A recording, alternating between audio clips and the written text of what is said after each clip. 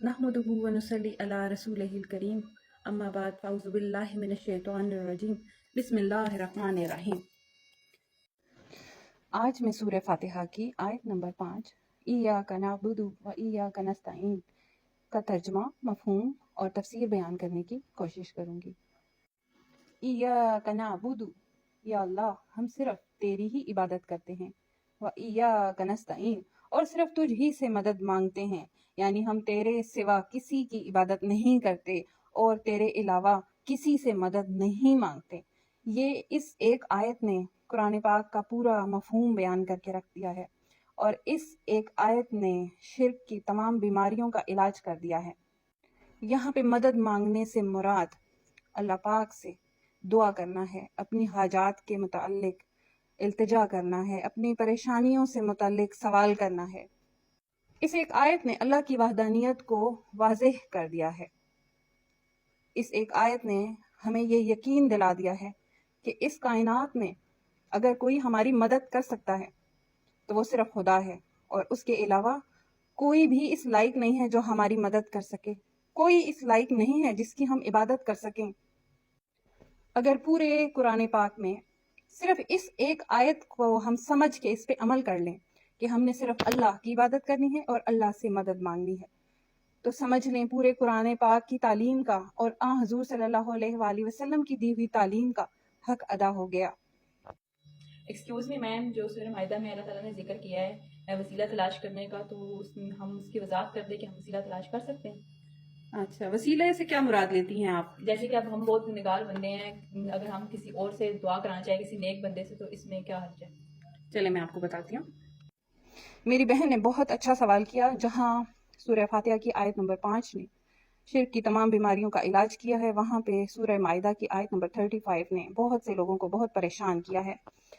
ख़ास तौर पे इस लफ्ज़ वसीला ने लोगों के जहनों में बहुत से अमराज पैदा कर दिए हैं। आज हम इसका तर्जुमा भी करेंगे और इस वसीला के लफ्ज़ पे रोशनी भी डालेंगे, इसके मतलब को समझने की कोशिश करेंगे। या अय्युहल्लज़ीना आमनुत्तकुल्लाह, ए ईमान वालो अल्लाह से डरते रहो। वब्तगू इलैहिल वसीला, और उसका कुर्ब तलाश करो। यहाँ पे वसीला का मतलब कुर्ब तलाश करना है। वजाहिदू फी सबीलिही लअल्लकुम तुफ्लिहून, और उसकी राह में जहाद करो ताकि तुम फलाह पा जाओ। अल्लाह का तकवा इख्तियार करो और उसका कुर्ब तलाश करो। इस वसीला के लफ्ज ने बहुत लोगों को परेशान किया है। वसीला के उर्दू में मायने है जरिया, किसी तक पहुंचने का जरिया।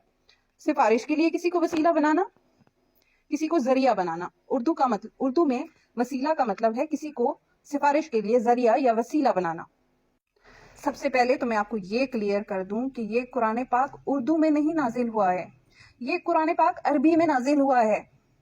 अरबी में वसीला के मतलब जरिया नहीं है। अरबी में वसीले का मतलब कुर्ब तलाश करना है। कुर्ब यानी अल्लाह के नजदीक जाना है। वसीले का मतलब जरिया नहीं है, वसीले का मतलब है अल्लाह के करीब जाना, अल्लाह के कुर्ब को तलाश करना। बदकिस्मती से अरबी के कुछ अल्फाज ऐसे हैं जिनके उर्दू में मायने कुछ और हैं और अरबी में कुछ और हैं, और अरबी के बहुत से अल्फाज ऐसे हैं जिनके मायने उर्दू से मिलते जुलते हैं, थोड़ा बहुत फर्क है। जैसा कि अरबी में जलील के मतलब हैं कमजोर, जबकि उर्दू में हम जलील एक कमीने शख्स के बारे में जलील का लफ्ज इस्तेमाल करते हैं या एक गाली के तौर पे इस्तेमाल करते हैं।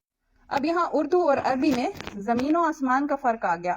उर्दू में जलील का मतलब कमीना शख्स और अरबी में एक कमजोर शख्स। गज़वाए बदर में अल्लाह पाक ने फरमाया, ए मुसलमानों याद करो जब अल्लाह ने तुम्हारी मदद की थी बदर में, जब तुम बहुत कमजोर थे। यहाँ पे अरबी का लफ्ज जलील इस्तेमाल हुआ है, तो क्या हम यहाँ पे उर्दू वाला जलील समझेंगे? अगर हमने यहाँ पे उर्दू वाला जलील इस्तेमाल कर लिया तो हमारे ईमान के लाले पड़ जाएंगे।